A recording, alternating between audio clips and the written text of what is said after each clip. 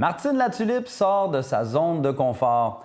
La prolifique auteure de l'Ange gardien a toujours la même passion pour les mots, mais cette fois-ci, elle repousse ses limites et elle explore un autre procédé d'écriture. On la rencontre dans l'entrevue qui suit et elle nous parle également de son association avec la collection Mini Keto et des différents projets sur lesquels elle travaille présentement.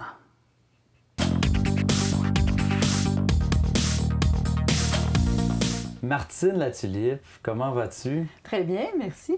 Toujours à l'écriture, toujours aussi passionnée des mots? Toujours aussi passionnée, plein de beaux projets en cours, donc je suis heureuse, ça va bien. Oui, dont un tout nouveau qui vient de sortir. Oui, parle-moi-en parce que je l'ai reçu, moi, sur mon bureau et je me demandais ce que c'était, un livre. Et là, j'ai vu Martine Latulippe et là, Puis je suis allé un petit peu plus loin dans ce que j'ai vu et on disait que on te sortait un peu de ta zone de confort parce que maintenant, au lieu d'écrire le livre et après d'avoir les illustrations, bien là, c'est le contraire qui se passe. On part vraiment d'un premier dessin et là, l'histoire s'invente par la suite. Parle-moi un peu de ta collaboration dans ce projet-là. Oui, c'est exactement ça. En fait, c'est un projet qui a été initié par Keto. Keto, c'est une compagnie québécoise. Ils font des sacs à dos, des boîtes à lunch, des étuis. On voit ça très, très coloré. On en voit beaucoup dans les écoles. Et Julie Saint-Onge-Drouin, c'est une illustratrice aussi, mais c'est la proprio de Keto. Elle a fait les dessins pour Phil et Julie. Elle signe Phil et Julie. Elle avait fait entre autres les dessins dans mes livres Chloé et Mélina, les albums. Donc, Julie m'avait dit un jour, dis-moi, j'ai un rêve, c'est de faire un dessin et que l'auteur écrive l'histoire à partir de mon dessin. Parce qu'habituellement, c'est le contraire. Hein? L'auteur écrit son histoire, on l'envoie à l'illustrateur qui fait les dessins. Donc, elle dit, j'aimerais ça inverser le processus. Est-ce que c'est quelque chose qui te tenterait? Wow! J'ai dit, bien oui, ça m'intrigue de voir comment j'y arriverais. Est-ce que j'y arriverais d'abord? Et moi, j'ai dit oui, j'embarquerai dans le projet. Julie a contacté un autre auteur qu'elle aime beaucoup, Alain N. Bergeron, et Yvon Brochu, qui est l'éditeur de Foulire. Et elle nous a proposé à tous les trois d'illustrer, dans le fond, de faire les livres qui correspondraient à sa nouvelle collection de sacs à dos. Donc, ça sort au mois de mai, à la fin mai. Tous les sacs à dos, tout ça, la collection scolaire qui appelle sortent. Et elle avait envie qu'un livre accompagne chacun de ces objets-là. Donc, on a reçu 3 illustrations, qui sont en fait les illustrations ici sur les couvertures. Une plume pour Pénélope, on a Le Grand Défilé, qui est écrit par Yvon Brochu, et Oli le Champion, qui est écrit par Alain Bergeron. Ce qu'on avait, c'est seulement le dessin de la couverture, ici. Alors moi, je reçois ça. Je reçois les 3 dessins. D'abord, les 2 gars ont été courtois, galants. Ils m'ont laissé choisir l'image que je voulais. Et là, je me disais, une princesse, moi, j'ai jamais fait de livre de princesse. C'est pas ton genre, ça. Pas du tout. C'est drôle parce que j'ai seulement des filles, j'ai seulement des sœurs, pas de frères, pas de fils. Je pense que c'est ma petite revanche là-dessus, là, mais j'ai écrit des histoires de loups-garous, de super-héros, de détectives. Et là, quand j'ai vu le dessin de princesse, je me suis dit, tant qu'à sortir de ma zone de confort, allons-y à fond.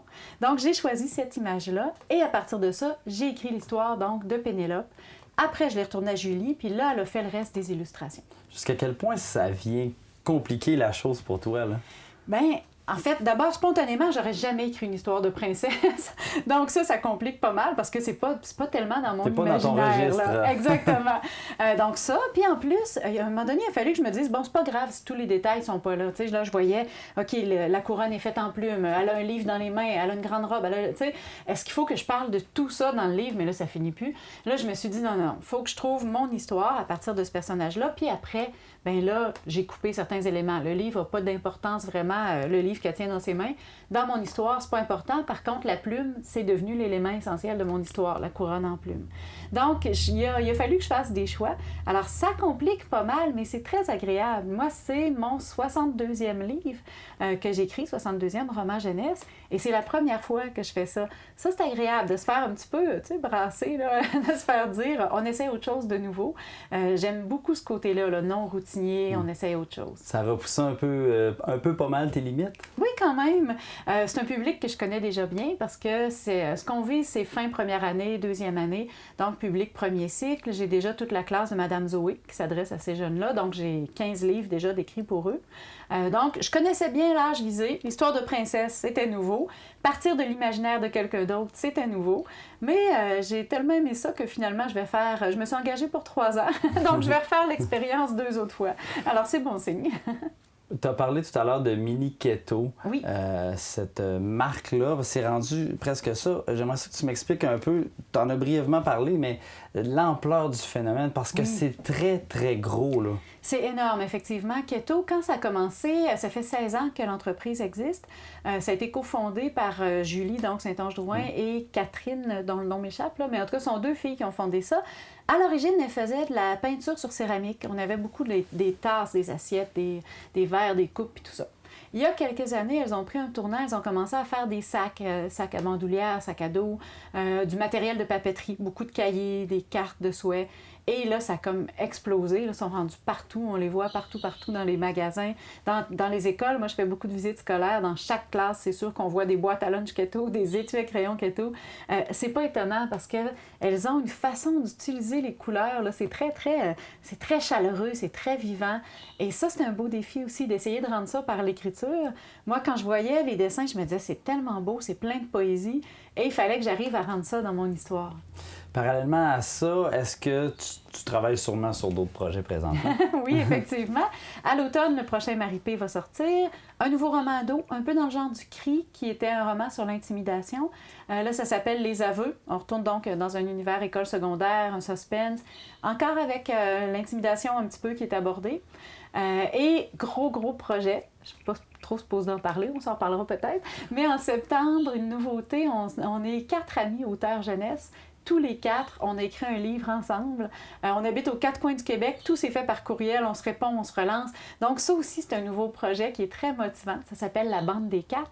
Mais c'est drôle parce que j'ai l'impression que 2015, c'est une année où je me dis, bon là, c'est le fun de faire des séries. J'aime ça reprendre les mêmes personnages, mais j'aime ça aussi aller explorer d'autres zones puis me faire un petit peu, c'est ça, déranger de ma routine. Là. Donc tu prends un autre tournant en 2015, mais continue toujours autant d'écrire? Oui, exactement. Toujours avec le même plaisir, avec la même passion, mais en essayant aussi des nouvelles choses. Puis j'ai tellement de plaisir à écrire pour les jeunes aussi que je trouve ça bien de lancer des nouveaux projets, aller les voir, les consulter, qu'est-ce que vous pensez de ça.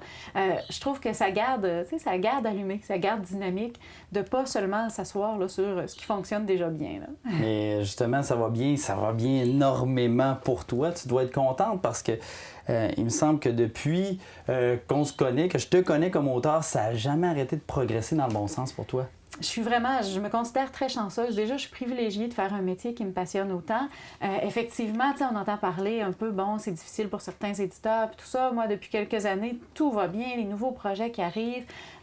J'apprécie chaque moment, j'apprécie chaque minute en étant consciente que tout ça est quand même, c'est très agréable, mais il faut profiter de chaque instant. Est-ce que dans 20 ans, des fois, je me dis, est-ce que dans 20 ans, quand je vais avoir passé la soixantaine, je vais être encore capable d'écrire pour un public aussi jeune? Là, j'ai mes filles qui me gardent jeunes, j'ai les rencontres dans les écoles, le fait de voir les jeunes qui ont l'âge cible, mais est-ce que, rendu à 60-65 ans, ça va être aussi facile? J'ose croire que oui. J'espère que oui, parce que j'ai encore plein d'idées. Faut pas trop y penser, hein? Mais c'est ça. Disons que je le prends au jour le jour, puis pour l'instant, je savoure chaque minute. Félicitations pour ta collaboration à ce roman-là et c'est toujours un plaisir de te rencontrer. Merci, c'est bien réciproque, Maxime. Merci.